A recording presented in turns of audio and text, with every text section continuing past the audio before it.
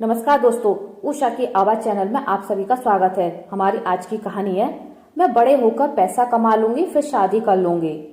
पापा अभी ऑफिस से आए थे। श्रेया बैठकर टीवी देख रही थी। पापा कुछ परेशान से दिख रहे थे। उन्होंने आते ही कहा, ये टीवी बंद कर दो। श्रेया ने कहा, जी पापा। क्या बात है, आप कुछ परेशान से लग रहे हो। कुछ नहीं बेटी, जा मेरे लिए एक गिलास पानी ले आ। यह आवाजें सुनकर किचन में काम कर रही शालिनी जी पानी लेकर आई और श्रेया से कहा, बेटा जरा जाकर किचन में देख, मैंने सब्जी बनने रखी है, मैं अभी आती हूँ। श्रेया अंदर चली गई। तब शालिनी जी ने पूछा, क्या बात है, आप बहुत परेशान दिखाई दे रहे हैं। मोहन जी बोले, शालिनी मेरी नौकरी चली गई। कंपनी काफी समय से घाटे में चल रही थी। मेरे साथ कई लोगों को काम से निकाल दिया गया है। समझ में नहीं आ रहा आगे क्या होगा। इस घर का किराया, गाड़ी की किस्त, श्रेया की शादी के लिए जो एसआईपी शुरू की है, वह सब कहां से आएगा। शालिनी जी ने कहा, आप चिंता मत कीजिए, आपको इतना कुछ आता है, कोई ना कोई नौकरी मिल जाएगी। हम एक काम करते हैं, कुछ दिन के लिए एसआईपी बंद कर देते हैं। मोहन जी ने कहा, नहीं नहीं, बेटी की शादी के लिए अभी से कुछ जोड़ेंगे, तभी कुछ बन पाएगा। तुम जानती तो हो आजकल लड़के वाले कैसे मुंह फाड़ते हैं। ये सब बातें श्रेया किचन में सुन रही थी। वे झट से बाहर आई और कहा, पापा आप मेरे लिए पैसा जोड़ना बंद कर दो। इसकी दो वजह हैं। एक तो जब तक मैं अपने पैरों पर खड़ी नहीं हो जाती शादी नहीं करूंगी। दूसरी, मैं ऐसे लड़के से शादी करूंगी जो दहेज नहीं लेगा। अपनी नन्ही सी बेटी की बात सुनकर मोहन जी हंस पड़े। बेटी अभी तू केवल 10 साल की है और दादी की तरह बातें करती है। चिंता मत कर, मैं तेरी शादी बड़ी धूमधाम से करूंगा। शालिनी जी ने कहा, हमारी बेटी बहुत समझदार है, यह बिल्कुल सही कह रही है। यह कहकर तीनों हंसने लगते हैं। घर का माहौल खुशनुमा हो जाता है। अगले दिन सुबह मोहन जी तैयार हो रहे थे। तभी शालिनी जी ने पूछा, आप सुबह सुबह कहाँ चल दिए। मोहन जी बोले, वो आज संडे है, अपने कुछ दोस्तों से मिलने जा रहा हूँ, शायद कहीं नौकरी का इंतजाम हो जाए। उनके जाने के बाद शालिनी जी फोन पर अपने भाई से बात करने लगी।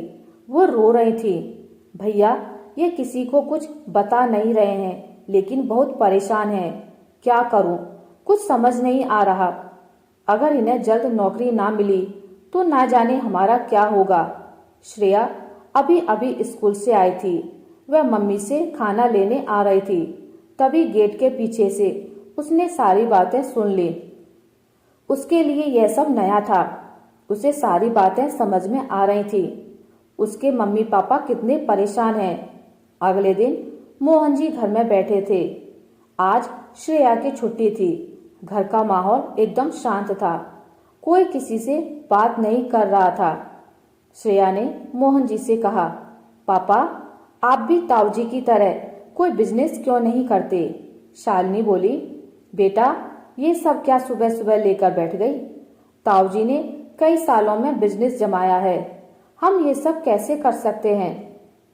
इसके लिए पैसा कहाँ से आएगा। इस पर श्रेया ने कहा, मम्मी मेरी शादी के लिए आप बचपन से सेविंग कर रहे हैं, अगर उस पैसे से पापा बिजनेस शुरू करें तो कैसा रहेगा। मोहन जी बोले, नहीं नहीं बेटा, हम उस पैसे को तो हाथ भी नहीं लगा सकते। कल बिजनेस नहीं चला तो सारा पैसा डूब जाएगा। श्रेया ने कहा, पापा क्या हो जाएगा अगर पैसा डूब गया। मैं बड़े होकर पैसा कमा लूंगी, फिर शादी कर लूंगी। आपको मेरी कसम, मेरी चिंता छोड़कर उस पैसे से बिजनेस शुरू कर लीजिए। अगर चल गया तो हमारी सारी परेशानी दूर हो जाएगी। हम हमेशा परेशान रहते हैं। ताऊजी और उनका परिवार कितने मजे में रहते हैं। शालिनी जी ने कहा, सुनिए जी, मुझे लगता है बिटिया ठीक कह रही है। अभी तो काफी समय है, हमें ये करके देखना चाहिए। क्या पता ऊपर वाले की भी यही मर्जी हो। काफी सोचने समझने के बाद मोहन जी बिजनेस करने के लिए तैयार हो गए। अगले दिन से उन्होंने अपने दोस्तों से सलाह लेना शुरू किया। कुछ ही दिनों में उन्हें बिजनेस के लिए आइडिया मिल गया। उन्होंने बिजनेस शुरू कर लिया। शुरू में बहुत परेशानी आई, लेकिन धीरे धीरे उनका बिजनेस अच्छा चलने लगा। पूरा परिवार बहुत खुश था। धीरे धीरे समय बीतने लगा।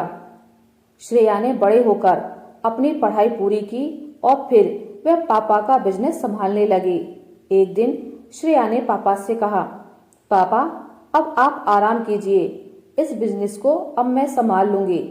मोहन जी बोले, लेकिन बेटी अब तो तेरी शादी का समय हो रहा है, 1-2 साल में तेरी शादी करेंगे, फिर तू अपने घर चली जाएगी, तब यह बिजनेस मुझे ही संभालना पड़ेगा। श्रेया बोली, नहीं पापा, यह बिजनेस मैं संभालती रहूंगी। मैं उसी लड़के से शादी करूंगी जो मुझे यह सब करने देगा। मोहन जी और शालिनी जी ने बहुत समझाया, लेकिन श्रेया नहीं मानी। मोहन जी अब घर पर ही रहते थे। वे कभी कभी ऑफिस चले जाते और फिर वापस आकर घर में बैठ जाते थे, लेकिन उन्हें अभी भी श्रेया की शादी की चिंता सताती रहती थी। एक दिन उनके घर के बाहर एक बड़ी सी कार आकर रुकी।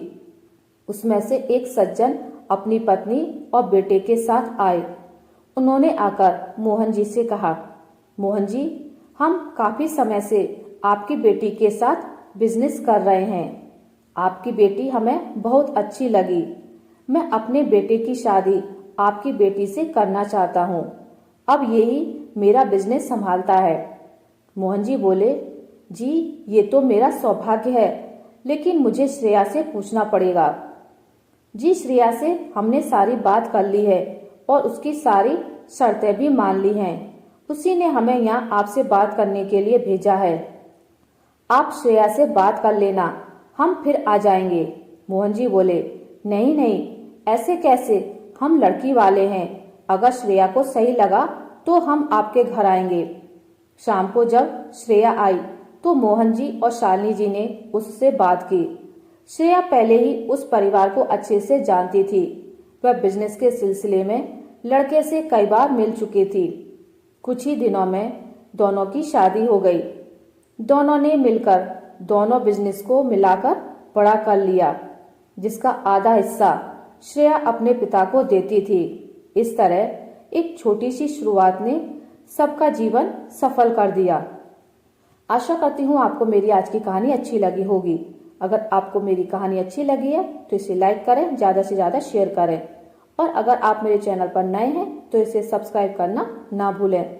मिलते एक नई कहानी के साथ, तब तक के लिए नमस्कार।